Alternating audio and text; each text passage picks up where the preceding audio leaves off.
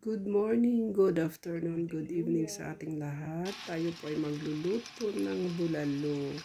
So, yung una ay naggisa muna tayo ng luya kasi ibang-iba kasi ang aroma at lasa pagka inuuna natin yung luya.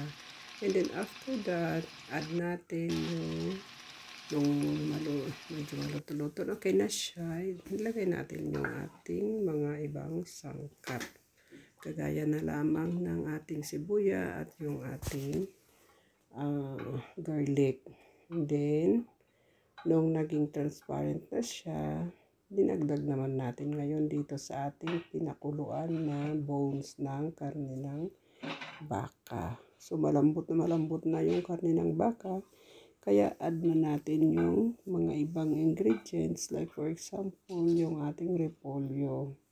So, yung cabbage natin, yan lang naman kasi ang available sa ngayon. Kaya, yan lang muna ang aking inilagay. So, mga ilang repolyo din yan na dahon. Siyempre naman, diba? Para may vegetable din naman yung ating karne o yung bulalo natin. Pagkatapos niyan, ay ilalagay na natin ang ating mais. Mas masarap pala ang bulalo pag mas maraming mais kung kulang tayo ng mga vegetables. Pero add muna natin ang ating pepper. Powder siya. Powderize na siya. Tapos yung ating pastilla de caldo, ilalagay din natin yon para maging mas malasa ang ating chicken cubes. Okay. And then, hintayin lang natin siya na kumulo ng konti. Mga 1 minute, 2 minutes, ganyan. O, ayan. 3 minutes, okay na yan. Muusok na.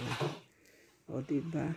Kaya, ayan. Pwede natin ilagay yung mga iba pang sangkap.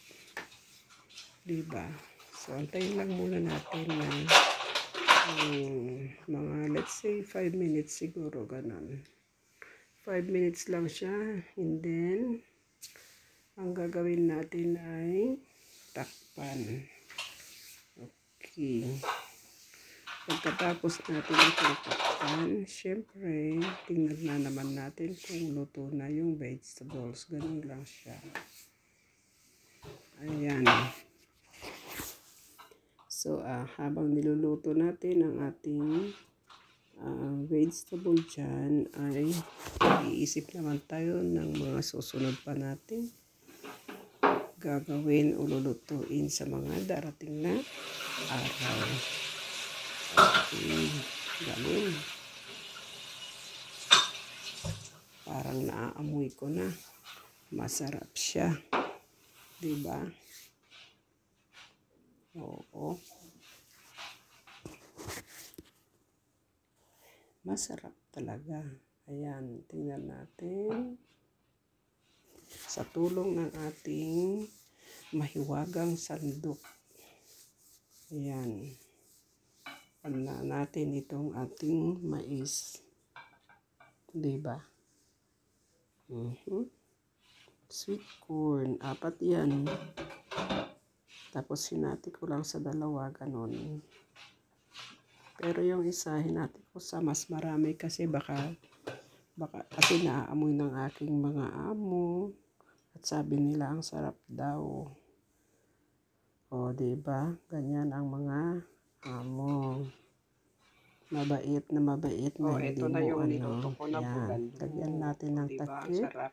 Then after 5 minutes, luto na Repolyo yung yung ating vegetables niya, hindi ko na makita. cabbage o yung mga vegetables natin. That's it. Tapos, ilalagay na natin ito sa serving. Okay. Plate o bandeja. Ngayon naman gagawa tayo ng albondigas.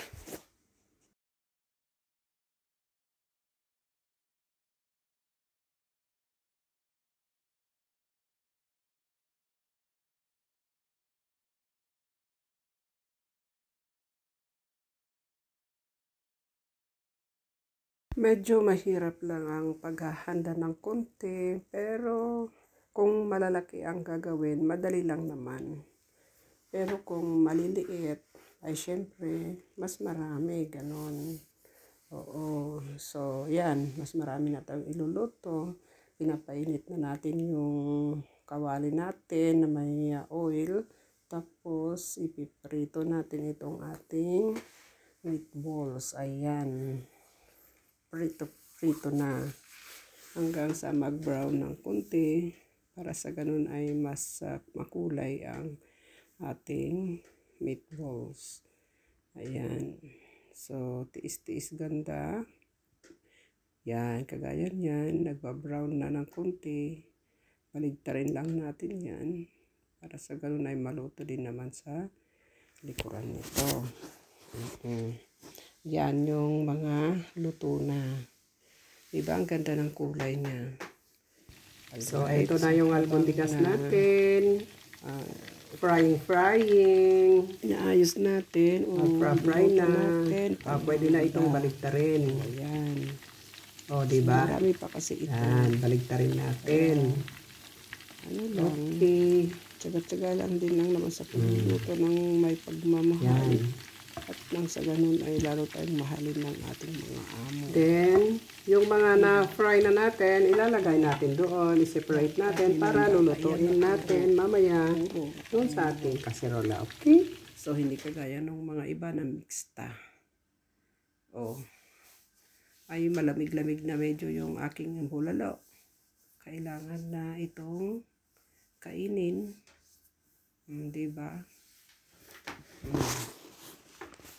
Ayan ang bulalo natin. Repolyo lang kasi ang aking inilagay. Pero mang sarap-sarap kaya gustong-gusto ng mga amo ko. Sabi nila ang sarap-sarap daw. Ay saan daw ang reseta na ito? Siyempre sabi ko sa bansa namin yan. Ito naman yung mga bibilhin ko na lulutuin ko sa susunod. Ayan, may salmon. Then gagawa tayo ng lasagna. Yan, masarap yan. Okay, ito naman ay ibang uri naman ng pagluto ng meatballs with tomato sauce.